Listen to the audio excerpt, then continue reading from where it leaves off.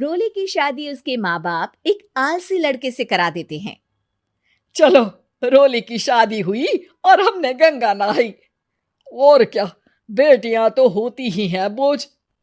हाँ, पर अब क्या चिंता, उतार तो दिया बोझ तुमने, अब वो लोग समझे। ससुराल में रोली का पति कहता है, देखो, मैं कोई काम नहीं करता, ये बात तुम्हारे मम्मी पापा को बता दी थी मैंने। अब जो किराया आता है दुकान का, उसी से घर का गुजारा करना है। कभी भूल से भी कोशिश ना करना किसी चीज की डिमांड की। क्या मम्मी पापा को पता था कि आप कोई काम नहीं करते? और क्या, बड़ा अच्छे से पता था। उन लोगों को तो तुम बोझ लगती थी, बोल रहे थे कि बस शादी कर लो और कोई मतलब नहीं है। रोली को यह सुनकर बहुत गुस्सा आता है, लेकिन करती भी तो क्या, क्योंकि वो जानती थी कि उसके माता पिता ऐसे ही हैं। जैसे तैसे रोली दिन काट रही थी। रोली को एक प्यारी सी बेटी होती है। धीरे धीरे वो बड़ी होती है और उसके साथ उसकी जरूरतें भी बढ़ती जाती हैं। सुनिए जी, अब तो सिमी बड़ी हो रही है, उसका स्कूल में दाखिला कराना है। मैंने अब तक तो जैसे तैसे समय काट लिया, लेकिन मैं बच्ची की परवरिश में कोई कमी नहीं रखूंगी। अरे क्या है यार, अब तो लगता है कोई ना कोई काम ढूंढना ही पड़ेगा। अब पति रोज काम की तलाश में जाता और बिना किसी काम के वापस आ जाता। रोली समझ जाती है कि पति के अंदर अब काम करने की क्षमता नहीं है। वो बेटी को उच्च शिक्षा देने के लिए कुछ करना चाहती थी, लेकिन करती तो क्या करती। एक दिन रोली की सहेली कहती है, रोली, मेरी कोई औलाद नहीं है। अगर तू मेरी औलाद को जन्म दे तो मैं तुझे तेरे मुंह मांगे पैसे दूंगी। अरे, तेरी औलाद को मैं कैसे जन्म दे सकती हूँ? सरोगेसी से। बच्चा मेरा और वैभव का ही होगा, लेकिन कोख तेरी होगी। ये संभव है रोली। रोली कुछ सोचकर कहती है, मुझे मंजूर है, लेकिन मैं इसका 2 लाख रुपया लूंगी। अरे कोई बात नहीं, मुझे मंजूर है। रोली खुश हो जाती है कि एक बच्चा पैदा करने का उसे 2 लाख रुपया मिलेगा। वो घर आकर पति को बताती है, वो भी खुश हो जाता है। अब क्या था, डॉक्टर के पास जाकर सहेली का बच्चा रोली की कोख में पलने लगता है।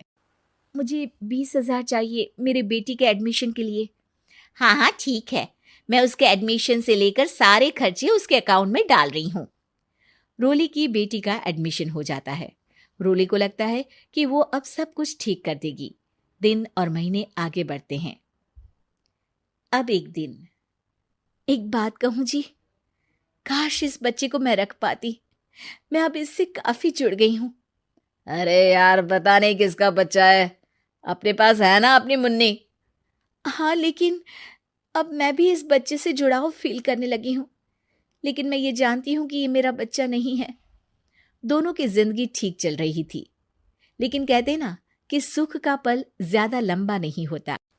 एक दिन रोली की सहेली का फोन आता है। रोली, मुझे अब ये बच्चा नहीं चाहिए, मैं अपने पति को छोड़ रही हूँ। अरे लेकिन मुझे पैसों की जरूरत है, बच्चा तुम्हारा है, मैं क्या करूंगी?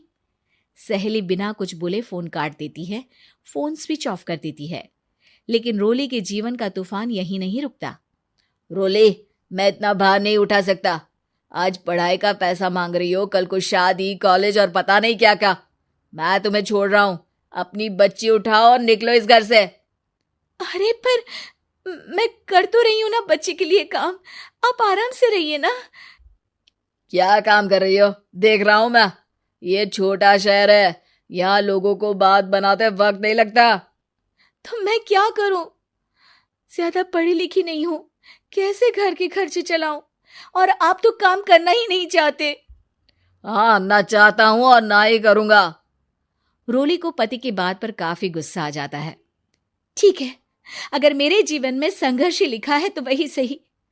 इस वक्त पति होने के नाते आपको मेरा साथ देना चाहिए था, लेकिन नहीं, आपने तो इस हाल में मुझे घर से बाहर निकालने की बात कह डाली। देखो, ये सारी फालतू की बातों के लिए वक्त नहीं है मेरे पास। रोली, जिसकी कोख में किसी और का बच्चा था और साथ छोटी सी बेटी, पति का घर छोड़कर रास्ते पर आ जाती है। रोली के पास मायके के सिवा दूसरा कोई रास्ता नहीं होता। अरे रोली कैसी है? कितने दिनों के लिए आई है? हमेशा के लिए माँ। वो माँ को सारी बात बता देती है। ओए लड़की, इतनी हिम्मत का काम कर लिया। अरे ना ना, यहाँ कोई जगह नहीं है। तुम तो अपना बोरिया बिस्तर उठाओ और निकलो यहाँ से। रोली के पास अब मायके का रास्ता भी नहीं बचता। वो चुपचाप बच्ची को लेकर जा रही थी कि उसे दर्द होता है और वो डॉक्टर के पास चली जाती है और फिर वहां वो एक प्यारे से बेटे को जन्म देती है। कितना प्यारा है, कितने अभागे हैं इसके माँ बाप जो इसके पैदा होने पर भी नहीं है। तभी वहां डॉक्टर आ जाती है। रोली, बच्चे के पिता तुमसे मिलना चाहते हैं। आपका बहुत बहुत शुक्रिया। मैं इस बच्चे को पालूंगा, भले ही इसकी माँ ने इसे छोड़ दिया हो, पर मैं अपनी जिम्मेदारी निभाऊंगा। तो क्या आप मुझे इसके पैदा करने के लिए जिन पैसों की बात हुई थी वो भी देंगे? हाँ, और साथ ही आप चाहें तो मेरे घर में रहकर मेरे बच्चे की देखभाल भी कर सकती हैं। मैं उसके लिए आपको सैलरी दे दिया करूंगा। रोली को लगता है कि जैसे भगवान ने उसके लिए सुकून का रास्ता खोल दिया। वो अब मुकेश के साथ उसके घर चली जाती है, जहां रहकर वो उस बच्चे की देखरेख करती है। अब मुकेश के घर को रोली अच्छे से संभाल लेती है। उसके लिए खाना बनाने से लेकर बच्चों की देखभाल और घर की देखरेख। धीरे धीरे मुकेश को रोली से प्यार हो जाता है।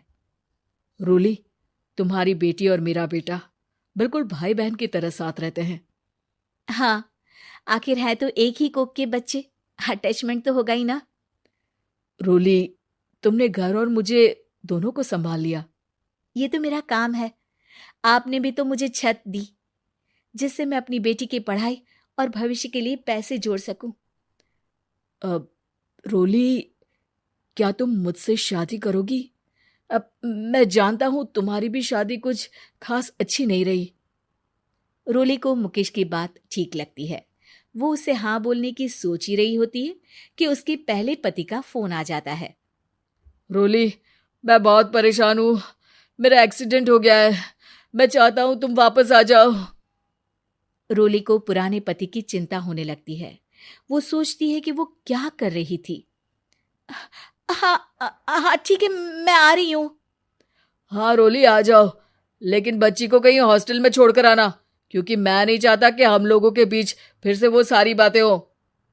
रोली को समझ आ जाता है कि पति आज भी सुधरा नहीं है। वो पति के पास जाने से इनकार कर मुकेश को हाँ कर देती है।